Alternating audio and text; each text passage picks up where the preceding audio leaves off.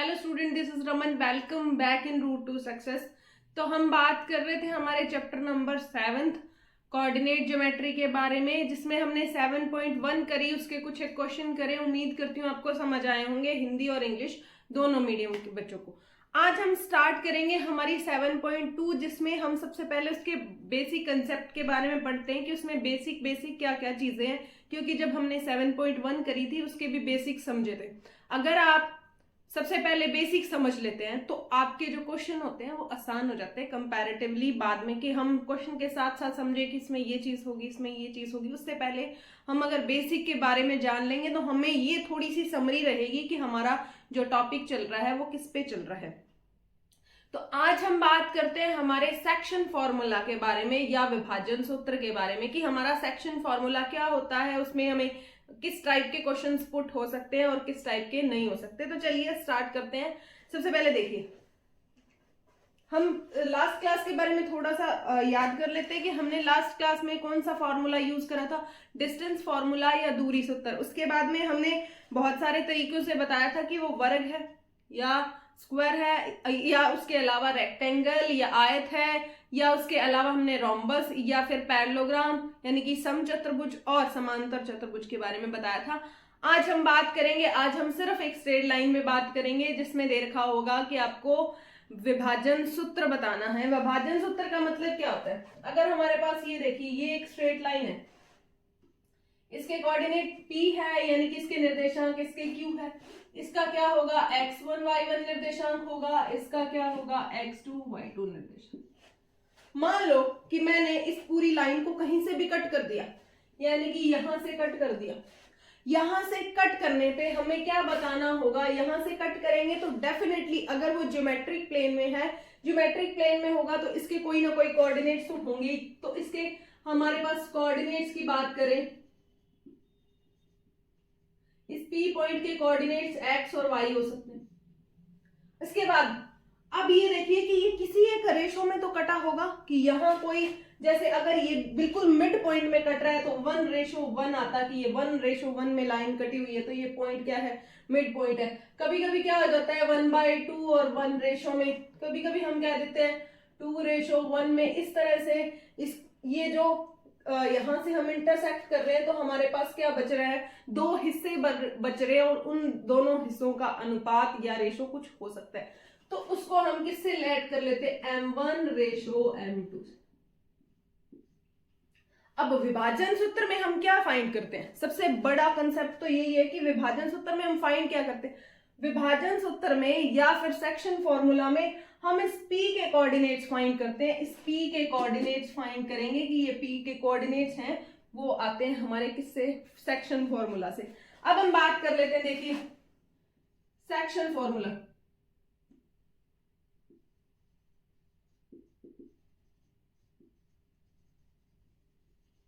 Section formula या फिर इसको बोलते हैं हम विभाजन सूत्र।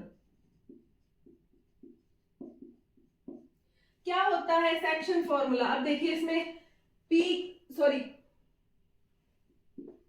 अब देखिए इसमें P के कोऑर्डिनेट्स यूज होंगे, Q के यूज होंगे, और हमारा क्या यूज होगा इसमें? ये जो हमारा रेशो है या अनुपात है वो यूज होगा। तो इसके लिए फॉर्मूला देखिए क्या होता है, m1x2 प्लस m2x1 अपॉन में m1 प्लस m2। ठीक है। उसके अलावा ये तो सिर्फ और सिर्फ किसके कोऑर्डिनेट आए हैं? इस x के कोऑर्डिनेट आए हैं। अब हमें y के भी तो चाहिए, तो ये हमारे पास क्या होता है? m1y2 प्लस m2y1 अपॉन में m1 प्लस m2। ये होता है हमारा सेक्शन फॉर्मूला या विभाजन सूत्र। देखिए अब इसको याद करने का बढ़िया सा तरीका, क्योंकि इसमें आप सबसे ज्यादा कंफ्यूज होते हैं। m1x2 के साथ आएगा, यानी कि सेम वैल्यूज नहीं आ सकती, यानी कि m1 और x1 पॉसिबल नहीं है। तो हमारे पास यहाँ m1x2, अगले वाले में क्या आएगा? m2x1। m1 प्लस m2 यहाँ सेम रहेगा, सेम इसके लिए भी रहेगा। अब इसी तरह से हमें मिड पॉइंट के कोऑर्डिनेट्स चाहिए थे, कि कोऑर्डिनेट ऑफ मिड पॉइंट, ठीक है, या फिर मध्य बिंदु के निर्देशांक।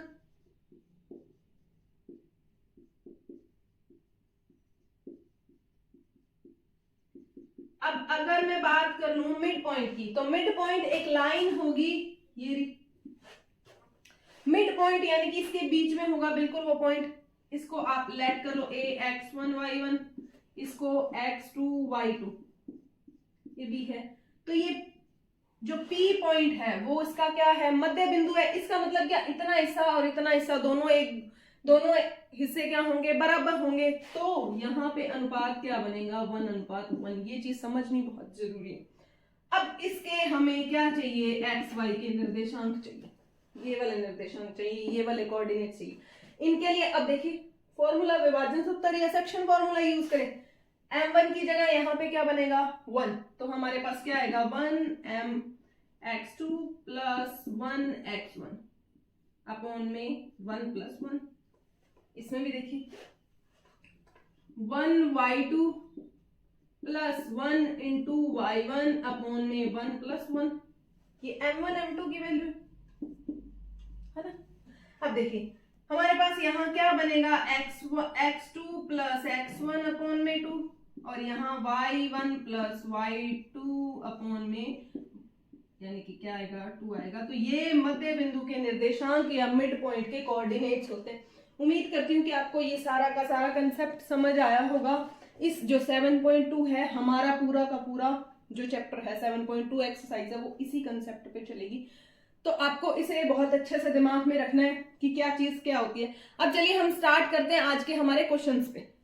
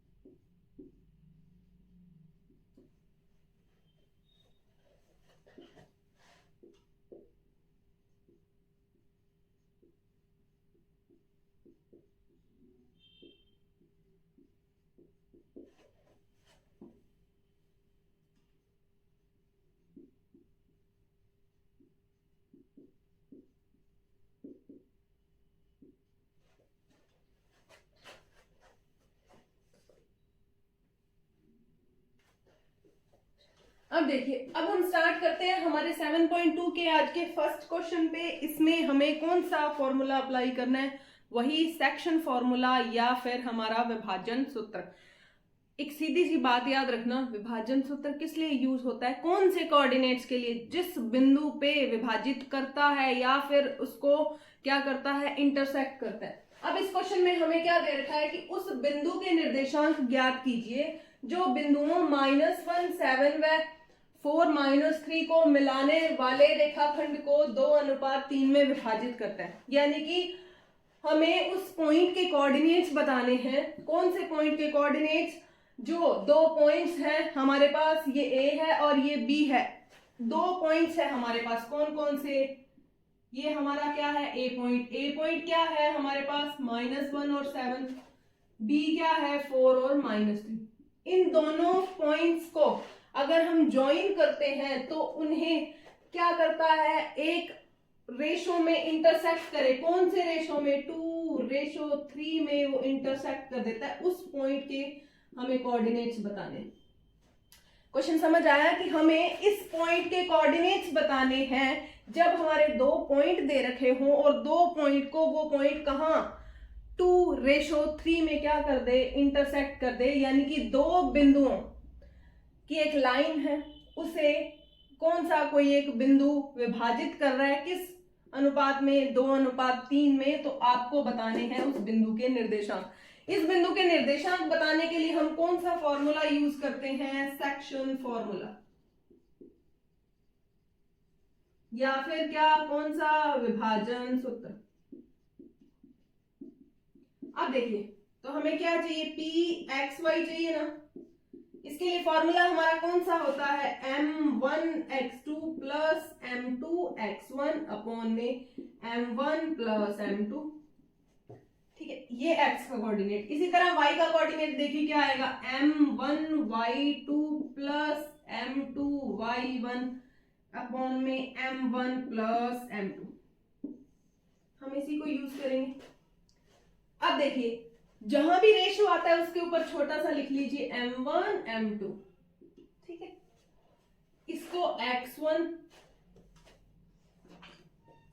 इसको आप क्या लिख लेते हैं, m1 m2, ठीक है, ये x1 y1, ये x2 y2, ठीक है। अब वैल्यूज पुट करनी है, देखिए अब वैल्यूज पुट करेंगे तो m1 की वैल्यू देखिए 2, x2 की वैल्यू कितनी है 4, प्लस m2 की वैल्यू 3 है, और x1 की वैल्यू देखिए -1 अपॉन में 2 प्लस 3। आपको ये चीजें समझ आई कि आप हमने सिर्फ वैल्यूज पुट करी। इसी तरह y के लिए भी m1 की वैल्यू देखिए क्या है, 2 है। इसके बाद में देखिए y2 की वैल्यू -3 प्लस m2 की वैल्यू देखिए 3 है, और y1 की वैल्यू क्या है हमारे पास 7 है, अपॉन में क्या आएगा 2 प्लस 3, ठीक है। अब इसको सॉल्व करते हैं, जब हम इसे सॉल्व करेंगे तो हमारे पास क्या आएगा, 2 4 8 -3 अपॉन में क्या आएगा 5 आएगा। अब देखिए ये क्या आएगा -6 प्लस 7 3 21 अपॉन में क्या आएगा 5 आएगा। हम इसे जैसे ही सॉल्व करते हैं तो सॉल्व करेंगे तो यहां हमारे पास देखिए क्या बचा 5 अपॉन में 5, यहां हमारे पास क्या बचा 15 अपॉन में 5, तो ये हमारे पास क्या आ गया 1 अपॉन में 3, कि हमारे पास उस P पॉइंट के जो कोऑर्डिनेट्स हैं वो हमारे क्या है, x और y के कोऑर्डिनेट्स क्या हैं 1 और 3, कि ऐसे कोऑर्डिनेट्स कौन से आ रहे हैं 1 और 3 जो इस जो लाइन को एक पॉइंट पे इंटरसेक्ट कर रहे हैं, किस रेशो में 2:3 में। उम्मीद करती हूँ कि आपको ये क्वेश्चन बहुत अच्छे से समझ आया होगा। ये बेसिक सा क्वेश्चन था, क्वेश्चन को समझना ज्यादा जरूरी है कि इसमें कभी कभी क्या होगा इन पॉइंट में से कुछ मिसिंग कर देगा, लेकिन चलेगा पूरा का पूरा प्रोसेस इसी पे। 4 चीजें हैं इसमें, आपको ये मिसिंग हो तो आप फाइंड कर सकते हैं, ये मिसिंग हो तो भी फाइंड कर सकते हैं, ये मिसिंग हो तब भी फाइंड कर सकते हैं, बस फॉर्मूला आपका एक ही रहेगा। ठीक, अब चलते हैं हम किस पे, नेक्स्ट क्वेश्चन।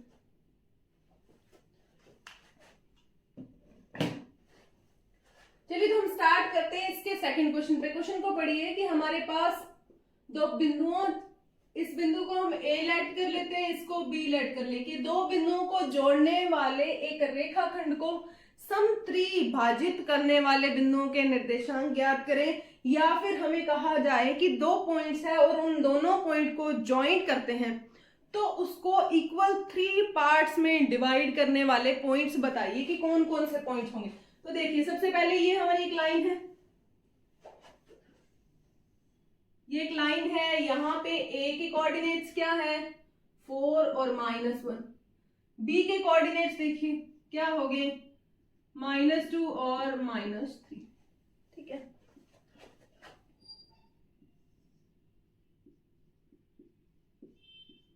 अब वो कह रहे हैं कि इस लाइन को 3 इक्वल पार्ट्स में डिवाइड कर दें, कि एक पार्ट यहां हो एक पॉइंट यहां हो, तो ये 3 इक्वल पार्ट्स हो गए, कि तीनों के तीनों पार्ट्स कैसे हैं, तीनों इक्वल पार्ट्स हैं। तो अब हमारे पास ना तो रेशो दे रखा है ना पॉइंट्स दे रखे हैं, हमें फाइंड करना है P के कोऑर्डिनेट्स, यानी कि यहाँ पे किसके आएंगे x1, यहाँ के कोऑर्डिनेट्स भी चाहिए हमें और यहाँ के भी कोऑर्डिनेट्स चाहिए, Q के भी हमें दो कोऑर्डिनेट्स चाहिए। तो उसके लिए अगर हमें सेक्शन फॉर्मूला यूज करना है तो हमें इस पॉइंट के क्या रेशो फाइंड करने होंगे और इस पॉइंट के भी रेशो। अब देखिए यहाँ एक टुकड़ा है, इधर साइड कितने बचे हैं 2 टुकड़े, तो इसका रेशो क्या होगा 1:2। देखिए कि यहाँ सिर्फ एक हिस्सा है, इधर 2 हिस्से हैं, तो 1:2। तीनों का सम किसके बराबर आना चाहिए 3 के बराबर।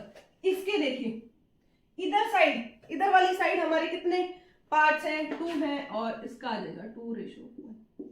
हमने क्या फाइंड कर लिए, हमने m1 m2 की वैल्यू फाइंड कर ली।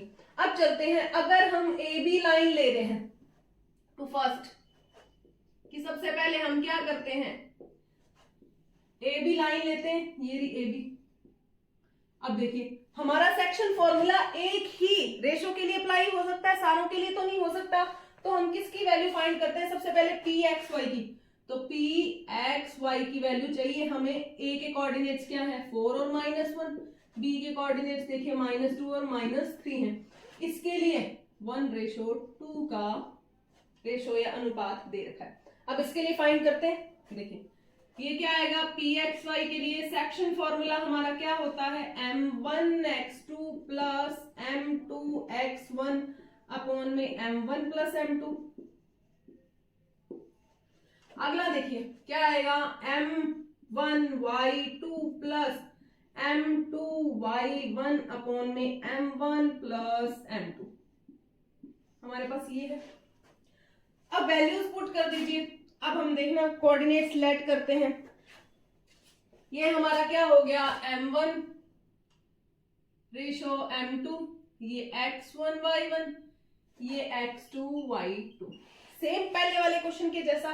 तो देखिए m1 की वैल्यू क्या है 1, x2 की वैल्यू देखिए क्या है -2, प्लस m2 की वैल्यू देखिए 2 है, और उसके अलावा हमारे पास x1 की वैल्यू क्या है 4 अपॉन में 1 प्लस 2। अब देखिए m1 की वैल्यू फिर से 1, y2 -3 प्लस m2 हमारा क्या है 2 और y1 क्या है -1 अपॉन में 1 प्लस 2। ठीक है, अब इसको सॉल्व करते हैं।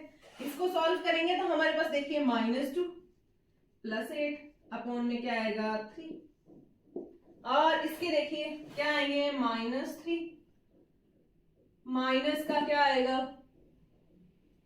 2 आएगा अपॉन में क्या आ गया 3। जैसे इसको सॉल्व करते हैं तो हमारे पास देखिए क्या आ रहा है 6 अपॉन में 3, ये कितना है -5/3। तो हमारे पास कोऑर्डिनेट्स क्या आ गए 2 और -5/3। इसी तरह हमें इसको यूज करना है, इसको यूज करना है और इसको यूज करना है। तो हम एक लाइन ड्रॉ कर लेते हैं वापस से। हमारे पास a क्या है फिर से 4 और -1, b देखिए b हमारे पास क्या है -2 और -3। यहाँ पे q क्या है qxy हमें चाहिए, यहाँ m1 m2 की वैल्यू क्या है 2:1। अब सेम फॉर्मूला, तो qxy m1x2 plus m2x1 upon में m1 प्लस m2, और ये हमारा क्या होगा m1y2 प्लस m2y1 अपॉन में m1 प्लस m2। ये हमारा फॉर्मूला रहेगा। कौन सा सेक्शन फॉर्मूला या विभाजन सूत्र। वैल्यूज पुट कर दीजिए।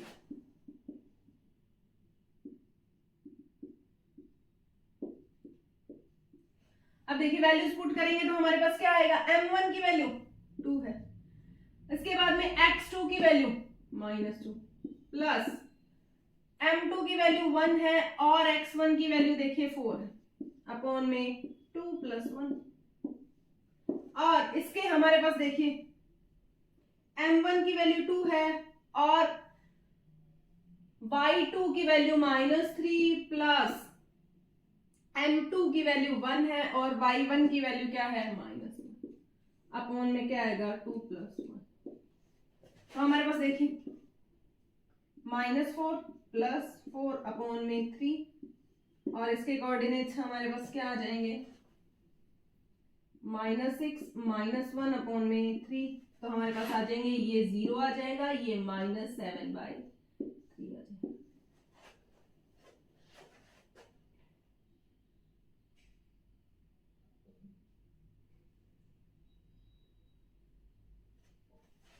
देखिए उम्मीद करती हूँ कि ये चीज आपको समझ आई होगी कि अगर उसने क्या क्या कहा है कि 3 इक्वल पार्ट्स में 3 इक्वल, तो हमें ये बताने में आसानी रहेगी। कौन से हमें रेशो बताना आसान रहेगा। इधर 1 है इधर 2 है तो 1:2, इधर 2 है और इधर 1 है तो 2:1। उसके बाद में हमने सिंपली सेक्शन फॉर्मूला लगाया। सेक्शन फॉर्मूला याद रखना सिर्फ एक पॉइंट के लिए फाइंड किया जा सकता है। एक पॉइंट के लिए तो हमने पहला पॉइंट लेट कर लिया P, तो P के लिए हमने सेक्शन फॉर्मूला लगाया तो हमारे पास कोऑर्डिनेट्स क्या आ गए 2 और -5/3।